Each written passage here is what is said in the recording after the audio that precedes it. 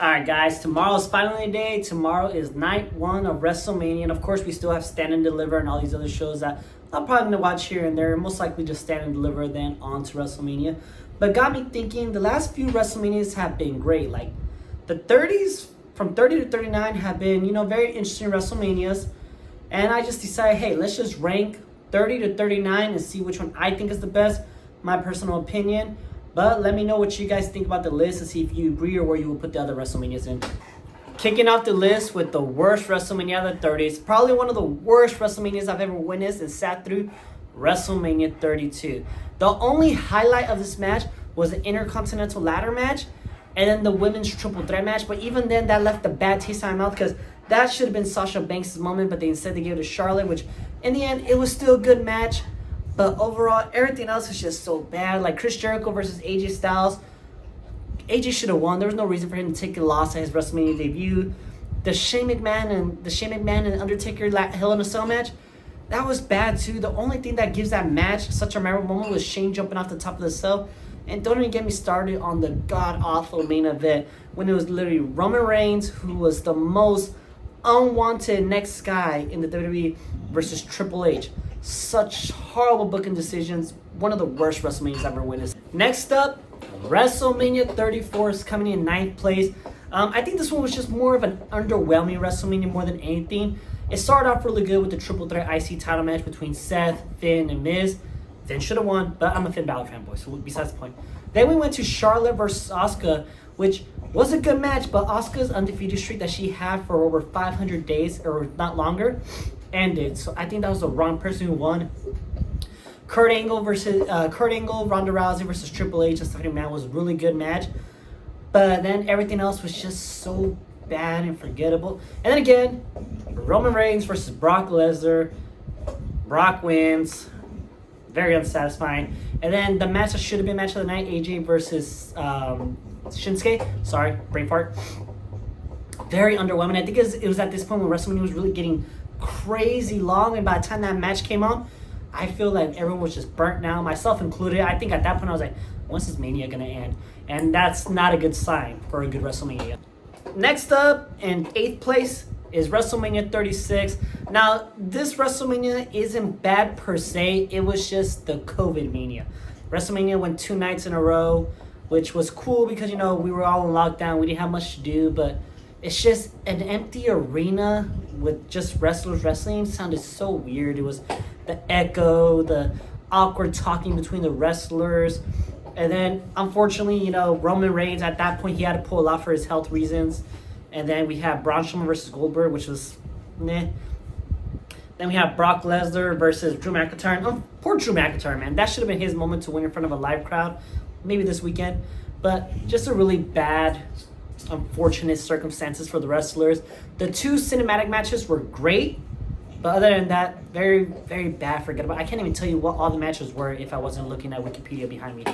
In 7th place, I have WrestleMania 33. Now, I think this is the last WrestleMania where I would consider bad. 33 was just kind of a poor booking decisions in my opinion. It should have been Kevin Owens versus Chris Jericho for the Universal title, not the US. So that was a bad booking decision. There was no reason Goldberg should have been in the titles page at all. And then we had the I think it was awful. A lot of people love it. I thought it was awful. The Brock Lesnar versus Goldberg rematch. It was just finisher spamming. Brock Lesnar won, which I guess was the right decision because Goldberg was going to be not great. At least Lesnar has good matches with occasional people. The main event, Undertaker versus Roman Reigns. Poor Undertaker. He did not deserve that kind of match. It was horrible. But on the positive side, we did get the Hardys return, and that actually was the biggest pop of the night. Probably one of the biggest pops I ever heard in Mania, but yeah, just bad. Now, next up, we have WrestleMania 38 in 6th place. This WrestleMania I consider one of the good ones. I feel like mainly because the crowd reception was so great because it was the first time WWE fans got to be back in an arena to watch wrestling. Not only that, the matches were pretty good too. Night one's main event, Bianca Belair versus Sasha Banks. That match made Bianca Belair into the megastar she is today. So that was a really great plus. Drew McIntyre finally got to have a match in front of a live crowd. Fortunately, he didn't win the title, but I kind of knew he wasn't because it was Bobby Lashley's time. And then the night 2 main event, which Roman Reigns But Daniel Bryan and Edge were really good in that match.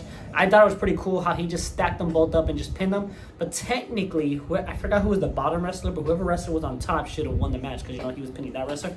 But I digress. Good WrestleMania. It was a really solid one, and it felt great to actually see a live crowd back in a stadium. All right, now next up in 5th place, we have WrestleMania 30. This WrestleMania was really good. So I believe we had Logan Paul's first official WWE match when he teamed with The Miz to take on the Mysterios. Really good match. Rey and Dom did take the L, and Logan Paul and Miz did win. And then we had the return of Cody Rhodes, which is one of the coolest things to actually witness because he came back, the star he is, came back with his AEW music, which technically isn't AEW music, but he came back with that theme he was using in Indies. He used the same taglines, everything. So he came back as a star, and he's been treated like one ever since. Bianca Belair versus Becky Lynch was a really great match. And then we had Johnny Knoxville versus Sami Zayn, which I think was probably one of my favorite matches to watch just because of all the shenanigans going around. But the main event, and I'm going to be honest, I'm not a big Roman Reigns fan. I'm not a big Brock Lesnar fan. And the fact that I think Roman got hurt in this match, so cut it kind of short. But I just don't like seeing them two work. It's just never exciting to me. It's nothing special. And plus, I think this is like the 3rd time we witnessed it. It was, I don't know, it was a Vince McMahon thing because he loved both of them. So it was awful, but overall, the Mania was really good. Now, in 4th place, I have WrestleMania 30. The crazy thing about this one is I see a lot of people have this WrestleMania like top 3, top 2. I rewatched it, and it just doesn't really hold up. The opening match between Triple H and Daniel Bryan was great. Awesome. Really built up the story for later on that night. And then everything else was just kind of eh. Like John Cena versus Bray Wyatt was a good match, but Bray Wyatt should have realistically won that match.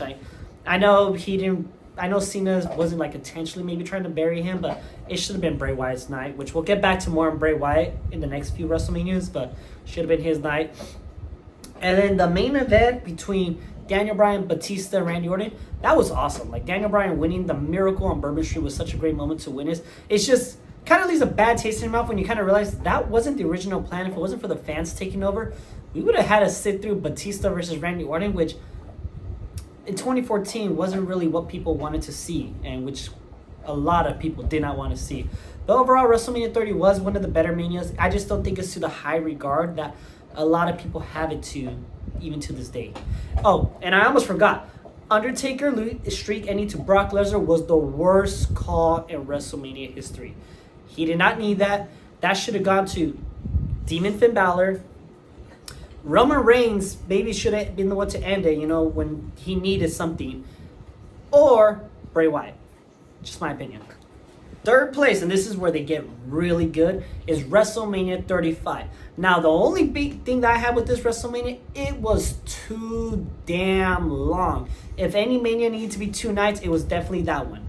But so many feel-good moments. You had Seth Rollins winning the Universal title to kick off the night. You had Roman Reigns coming back from battling leukemia to have a match, which I didn't think he was going to come back that quick, but glad he did. You had Kofi Mania, which was awesome, dude. And then you had the first women's main event ever, and Becky Lynch solidifying herself as the biggest women's wrestler of all time. That Mania was awesome. It was great all around. Just too damn long. So now for my 2nd favorite WrestleMania of the 30s, 31. Now, could be biased because I was at it live, but it was at the point where I was almost considering not even going to this WrestleMania just because I wasn't sold on Roman Reigns. So you guys could see that as a pattern in this video. I'm not a big Roman Reigns fan. But I wasn't sold on him. I wasn't sold on Brock Lesnar being the champ either because I'm not a Brock Lesnar fan either. But the ladder match opening up this was enough for me to want to go just to see all that crazy stuff happen. Daniel Bryan winning was awesome. Really great moment to kick off the night. Triple H versus Sting was also a pretty good surreal match to see. But I feel like Sting should have won. I feel like they tried to make this too much WCW versus WWE again, which we all know who was in charge at the time. They would want to see WCW die. But other than that, it was a solid Mania. Bray Wyatt versus Undertaker. I feel like this is where Undertaker's streak should have been originally ended because who else but Bray Wyatt to end it would have been much perfect, especially for the gimmick Wyatt had at the time. Seth Rollins versus Randy Orton, that RKO out of nowhere was awesome. Like, I remember seeing it live. I'm like, there's no way he pulled that off, and he did. And then the main event, Brock Lesnar versus Roman Reigns. It was pretty good. And then Seth Rollins' music hit. And I remember I jumped out of my seat. I was going crazy. I wish I still had footage from all this. But I jumped out of my seat, went crazy. Seth ended up leaving as a champion. And honestly, solid WrestleMania. It was probably one of the top WrestleManias of all time. And now for the best WrestleMania in the 30s, in my opinion, WrestleMania 39. Night 1 started off, and because it was Austin Theory versus John Cena, I really thought that match was going to be better than it was, but it wasn't, unfortunately. That was only dud. But then we had the men's showcase match, which I didn't think was going to be much looking into. I'm like, okay, it's just a way to get guys on Mania. That's fine. Everyone deserves a payday. But spot after spot, it was just awesome. Such high matches. Ricochet and Braun Strowman. Braun Strowman was just throwing Ricochet everywhere. The Viking Raiders doing stuff that super heavyweight should not be doing. Awesome match. We had Seth Rollins versus Logan Paul, which is cool. You had KSI dressed as a prime bottle, and he took a bump through a table. Allergies. Then you had Charlotte Flair versus Rhea Ripley, and I honestly thought there's no way they could top this match. No way. And then freaking Kevin Owens and Sami Zayn and the Usos put on the best tag match I've ever seen in my life. Night 1 was awesome, and we haven't even gotten to Night 2 yet. Night 2 of WrestleMania 39 was pretty good too. I didn't give 2 craps about Brock Lesnar versus Omos. I do not like Brock Lesnar. The women's showcase match was also pretty good. And then we had Bianca Belair versus Asuka. Perfect. The 2 women championship matches in both nights of WrestleMania stole the show completely. They were awesome. And then we had Hell in a Cell, Demon Finn Balor versus Edge. And why does WWE keep doing my man Finn Balor dirty? He should not have lost to Edge in Hell in a Cell.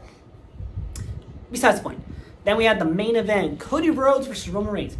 This match was freaking great. So many spots, so many different moments where I thought either one of them was gonna win. And for a split second, I literally thought, okay, Cody's gonna end it. He had 2 crossroads going for the third one.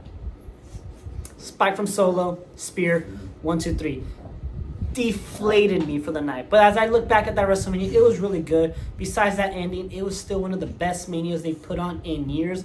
And the past few WrestleManias have been really awesome. So gets me really excited for 40. And hopefully we have the right winner at the end of Sunday night. But that's my list, guys. If you stuck through the whole video, I appreciate it. Again, I'm trying to grow my audience here. Please like, comment, share with your friends if you guys found this video interesting. As well as let me know if you guys would disagree with me on anything. But that is it. Everyone have a great weekend and enjoy WrestleMania.